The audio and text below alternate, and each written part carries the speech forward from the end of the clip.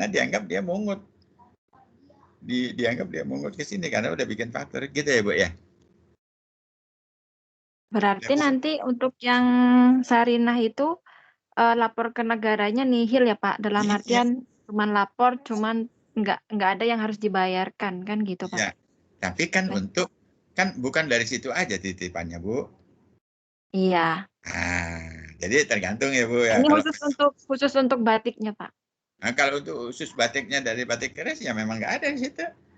Memang Iya. nggak ada lah. Cukup hanya ikut melaporkan dalam SPT-nya kan gitu. Iya, betul. Dilaporkan dalam SPT, kemudian dikurangin ya datangnya 100, kembaliinnya lagi 100 Bu, di minus 100. Jadi hilang. Nggak ada transaksi itu gitu. Ya Bu. Pak mau tanya, maaf Ya. kalau tadi mungkin tertinggal. Jadi yang bikin SPT-nya itu yang tadi form 1111 itu si batik kerisnya atau PT Sarinanya? Dan yang menyetorkan PPN-nya? Nah, gini. Sebenarnya kalau ini untuk konsinyasi aja ya. Ya. Iya. Untuk transaksi konsinyasi aja kan ya. Kita batasi di sini pembahasannya. Iya. Untuk konsinyasi ya, yang bikin faktur itu, yang lapor di 1111 itu batik keris. Oke. Batik keris pada waktu dia mengkonsinyasikan kan bikin faktur. Karena dia terutang kan ya. Karena bikin faktur, batik keris itu lapornya di A2. Lapornya di A2-nya batik keris. Ini 1111 A2-nya batik keris. Karena dia memang mengkonsinyasikan barang itu kepada Sarinah. Oke? Nah, Sarinah kemudian menerima titipan itu. Oke? Ketika Sarinah menerima titipan itu, Sarinah dianggap sebagai pembeli kan? Seolah-olah Sarinah itu membeli karena dia terima titipan barang konsinyasi di Sarinahnya. Oke. Berjalan waktu. Jualanlah Sarinah. Barang yang laku, contoh tadi itu, barang yang laku itu cuma 600 potong. Berarti yang 600 potong itu akan dilaporkan PT Sarinah di 1111-nya Sarinah A2 juga. Barang yang laku, yang 600 potong. Tapi yang 400 potong, yang 400 potong, Sarinah melaporkannya di B2-nya. Karena itu yang nggak laku yang B2-nya kan ya. Jadi berarti di sini klop kan. PK-nya 600, PM yang katanya pembelian tadi itu, pembelian sementara karena titipan, itu kan di minus 400. Kan gitu. Jadi B2-nya mengurangi pembeliannya, seolah-olah kan pembelian tuh, barang konsinyasinya, dikurangin 400. 600 masuk A2-nya Sarinah. Oke, bisa. Tapi bisa langsung dikasih praktek gitu Pak. Dikasih praktek di sini ya. Pak, itu si Sarinah lakukan penggantian faktur pajak nggak? Nggak perlu, Pak. Karena bikin notariatur. Notariatur tidak perlu penggantian faktur. Tidak perlu. Karena Sarinah punya nomor seri sendiri kan pada waktu menjual batik dari si Anu. Karena dia bukan hanya jual batik si ini kan. Dia kan jualan semuanya, semua dia jual kan. Dia juga PKP juga. Jadi laporan Sarinah itu di A2-nya itu macam-macam juga kan. Sepertinya hanya batik keris, tidak menitip sama Sarinah aja. Mungkin nitip juga sama Sogo, nitip juga sama alun-alun. Kita nggak tahu dia nitip kemana. Tapi yang jelas di A2-nya batik keris, ya A2-nya batik keris itu yang dilaporkan oleh si batik keris sendiri di 1111-nya. Kalau kita praktekkan gini ya. Oke. Tapi ini kalau nggak itu barangnya bisa ya kira-kira ya. Kita contoh soal kita ini aja kita pakai ya. Boleh? Jadi kita nggak usah bikin soal yang baru gitu. Jadi misalnya dia jual motor nih jual motor nitip gitu loh. Kemana dia nitipnya nih? Yang gede mana nih? Nih, yang ini. Marimas. Toko Marimas. Oke. Ini dia nitip. Katakanlah ini konsinyasi. Udah bikin faktur kan? Udah benar. Nah, kemudian yang 600 ini ya, motor yang laku, ya, motor yang laku, katakanlah ini 600 ini yang laku 200. Ya. Ya. Yang laku 200. Berarti 400 itu nggak laku. Ya. Di bulan itu tidak laku yang 400. Yang 200 berarti si tempat penitipan si Marimas tadi udah bikin kan? Yang laku 200 itu dia nitip kemana ini? Gini. Sorry. Ini kan kita rezeki laris motor nih. PT-nya rezeki laris motor jual ke Marimas tapi pakai konsinyasi gitu ya. Ya, ini kan perusahaan rezeki ini, perusahaan rezeki laris motor. Nitip sama si Marimas. Nah, Marimas lapor ke rezeki lancar motor. Yang laku motormu cuma 200. Katakanlah 200 juta yang laku. Ini ya, gua kembaliin 400 jutanya.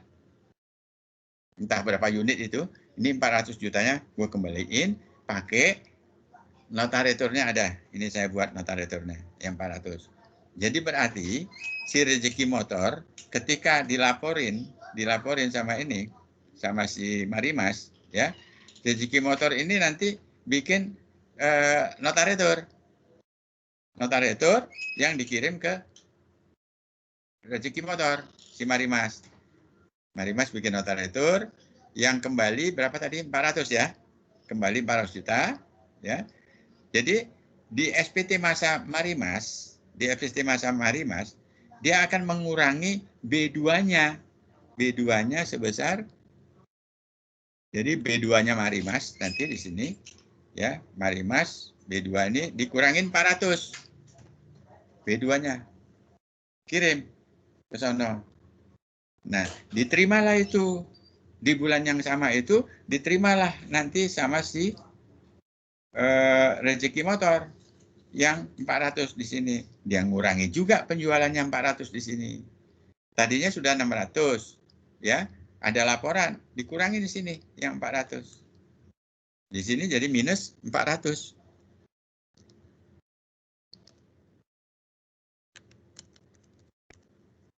Minus 400 di sini. Di minus. Jadi berarti kalau dari sini aja kita lihat bahwa rezeki motor yang laku itu cuma 200 kan? Iya enggak, Mas? Ya. Nah, ya Mbak. Jadi yang laku kan cuma 200. Dari sini aja udah kelihatan ini. Kalau dikurangin 400, berarti sisa 200. 200 aja yang laku dari motornya itu. Ya, ini bagi rezeki motor. Bagi si Marimas yang dikurangin bukan A2-nya. Yang dikurangin sama dia B2-nya. Nah, B2-nya Marimas. Ini B2-nya Marimas ya. Toko Marimas.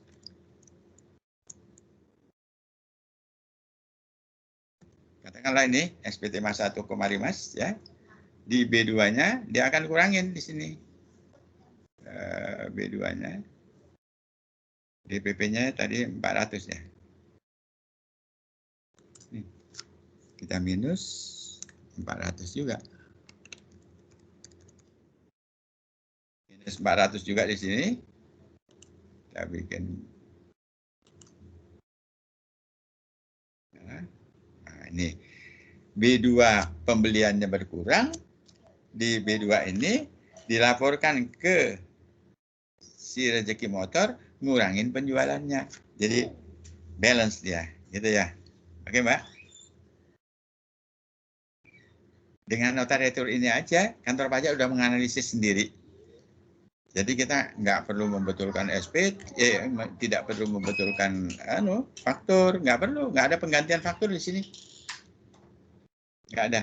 Cuman syaratnya notaritur itu harus sesuai dengan template yang tadi itu, Peraturan Menteri Keuangan. Itu aja. Nanti mekanisme ini akan berjalan seperti ini. Yang satu ngurangin penjualan, yang satu ngurangin pembelian gitu. Oke? Berarti di form 11-11-nya itu nanti yang dimasukkan itu yang 200 itu kan ya, Pak? Iya. Yang 200. Baik, Pak. Iya.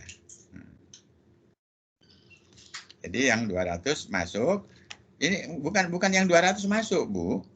Yang 600 ini kan ngurangin penjualannya ya.